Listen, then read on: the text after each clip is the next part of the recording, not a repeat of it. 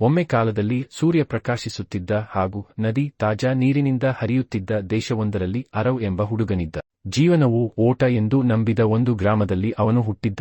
ಜೀವನದಲ್ಲಿ ಯಶಸ್ವಿಯಾಗಲು ಇತರರಿಗಿಂತ ವೇಗವಾಗಿ ಓಡಬೇಕು ಎಂಬುದನ್ನು ಅವನಿಗೆ ಬಾಲ್ಯದಲ್ಲಿಯೇ ಕಲಿಸಿದರು. ಅರವ್ನ ತಂದೆ ಕಾಳಿದ ಬೇಳೆಯನ್ನು ಬೆಳೆದ ಕೃಷಿಕನಾಗಿದ್ದ.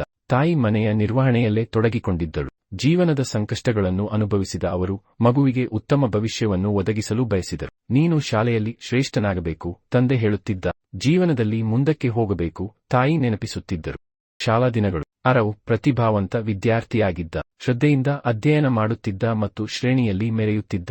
ಪ್ರತಿ ವರ್ಷ ಮೊದಲ ಸ್ಥಾನವನ್ನು ಗುರಿಯಾಗಿ ಇಟ್ಟುಕೊಂಡು ಅದನ್ನು ಸಾಧಿಸುತ್ತಿದ್ದ. ಶಿಕ್ಷಕರು ಅವನನ್ನು ಮೆಚ್ಚುತ್ತಿದ್ದರು, ಸಂಬಂಧಿಕರು ಅವನನ್ನು ಪ್ರಶಂಸಿಸುತ್ತಿದ್ದರು. ಆದರೆ ಅವನಿಗೆ ಆಟವಾಡಲು, ಅನ್ವೇಷಿಸಲು ಅಥವಾ ಬಾಲ್ಯದ ಸಣ್ಣ ಸಂತೋಷಗಳನ್ನು ಅನುಭವಿಸಲು ಸಮಯವಿರಲಿಲ್ಲ. ಯಾವಾಗಲೂ ಮುಂದುವರಿಯಬೇಕಾಗಿತ್ತು. ಒಂದು ದಿನ ವಯೋವೃದ್ಧ ಗುರುಜಿ ರಾವ್ ಸರ್ ಅವನನ್ನು ಕರೆದು ಹೇಳಿದರು, ಅರವ್, ನೀನು ವೇಗವಾಗಿ ಓಡುತ್ತಿದ್ದೀಯಾ, ಆದರೆ ನೀನು ಎಲ್ಲಿ ಓಡುತ್ತಿದ್ದೀಯಾ? ಅರವ್ ಕ್ಷಣಕಾಲ ಯೋಚಿಸಿದ. ಅವನಿಗೆ ಅದನ್ನು ಕುರಿತು ಎಂದಿಗೂ ಆಲೋಚನೆ ಆಗಿರಲಿಲ್ಲ. ಯಶಸ್ಸು ಸಾಧಿಸಲು, ಸರ್, ಎಂದು ಉತ್ತರಿಸಿದ. ಆದರೆ ನಿನಗೆ ಯಶಸ್ಸು ಎಂದರೇನು?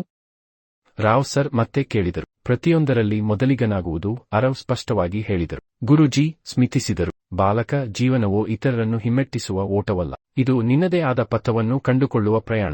ಅವನ ಮಾತುಗಳು ಆ ಕ್ಷಣದಲ್ಲಿ ಅರವ್ಗೆ ಅರ್ಥವಾಗಲಿಲ್ಲ. ಆದರೆ ಅವನು ಅವುಗಳನ್ನು ಮರೆತಿಲ್ಲ.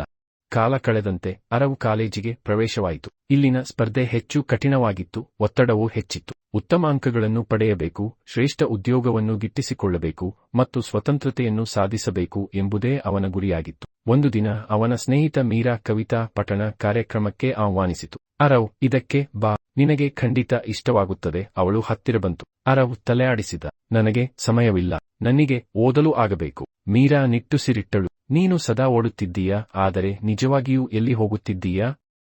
ನೀನು ಪ್ರಯಾಣವನ್ನು ಆನಂದಿಸುತ್ತೀಯಾ? ಅರವ್ ಅವಳ ಮಾತುಗಳಿಗೆ ಗಮನ ಕೊಡಲಿಲ್ಲ. ಅವನಿಗೆ ತನ್ನ ಗುರಿಯೂ ಮುಖ್ಯವೆನಿಸಿತು.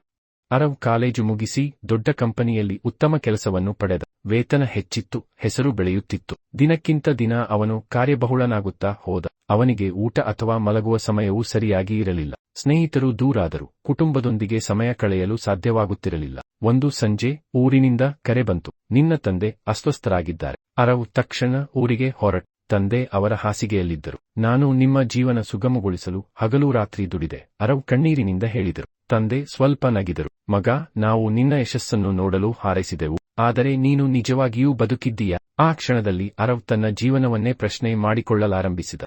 ಅರಿವು, ನಿಜವಾದ ಓಟ್. ತಂದೆಯ ಅಂತ್ಯಕ್ರಿಯೆಯ ಬಳಿಕ ಅರವ್ ಸ್ವಲ್ಪ ಸಮಯ ಕೆಲಸದಿಂದ ಬಿಡುವು ತೆಗೆದುಕೊಂಡು ವೃಕ್ಷಗಳ ನೆರಳಲ್ಲಿ ಕೂರಿ ಹಳ್ಳಿಯ ನದಿ ಹತ್ತಿರ ಸವಿಯುತ್ತಿದ್ದ. ಅವನು ತಮ್ಮ ಬಾಲ್ಯವನ್ನು ನೆನಪಿಸಿಕೊಂಡ. ಸ್ನೇಹಿತರೆಲ್ಲ, ಕ್ರೀಡೆ, ಹಾಸ್ಯ, ಅವನು ಎಲ್ಲವನ್ನೂ ಕೈಬಿಟ್ಟಿದ್ದ. ಒಮ್ಮೆ ರಾವ್ ಸರ್ ಅವರನ್ನು ಭೇಟಿ ಮಾಡಿದ. ನಾನು ನಿನಗೆ ಒಂದು ಪ್ರಶ್ನೆ ಕೇಳಿದ್ದೇ ನೆನಪಿದೆಯಾ? ಎಲ್ಲಿ ಓಡುತ್ತಿದ್ದೀಯಾ? ಅರವ್ ತಲೆಯಾಡಿಸಿದ. ಈಗ ನನಗೆ ಅರ್ಥವಾಗುತ್ತಿದೆ ಸರ್, ನಾನು ಜೀವನದಲ್ಲಿ ಮುನ್ನಡೆದಿದ್ದೆ, ಆದರೆ ನಾನು ಬದುಕಿರಲಿಲ್ಲ. ಗುರುಜಿ ಮಗುಚುನಗಿದರು. ಜೀವನ ಎಂದರೆ ಓಟವಲ್ಲ, ಇದು ಪ್ರತಿ ಕ್ಷಣವನ್ನು ಅನುಭವಿಸುವ ಪಯಣ.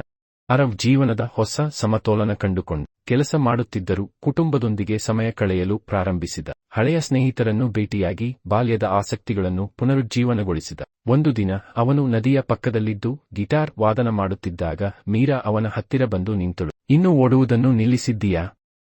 ಅವಳು ಕುಶಲೋಪರಿ ಕೇಳಿದಳು. ಅರವ್ ನಗುತ್ತಾ ಉತ್ತರಿಸಿದ, ಇಲ್ಲ ಮೀರಾ, ನಾನು ಇನ್ನೂ ಸಾಗುತ್ತಿದ್ದೇನೆ, ಆದರೆ ಈ ಬಾರಿ ನನ್ನಂತೆ, ನನ್ನ ವೇಗದಲ್ಲಿ. ಆ ಕ್ಷಣದಲ್ಲಿಯೇ ಅವನು ತನ್ನ ಬದುಕಿನಲ್ಲಿ ಮೊದಲ ಬಾರಿಗೆ ನಿಜವಾದ ಸಂತೋಷವನ್ನು ಅನುಭವಿಸಿದ. ಕಥೆಯ ನೀತಿ: ಜೀವನವನ್ನು ಪ್ರತಿಸ್ಪರ್ಧೆಯಂತೆ ನೋಡಬೇಡಿ. ಓಡಿ, ಆದರೆ ಹಸಿವಾಗುವುದನ್ನು ಮರೆತಬೇಡಿ. ಮುನ್ನಡೆ, ಆದರೆ ಜೀವನದ ಸೌಂದರ್ಯವನ್ನು ಕಾಣಲು ಶ್ರಮಿಸು. ಓಟವಲ್ಲ, ಪಯಣವೇ ಮುಖ್ಯ.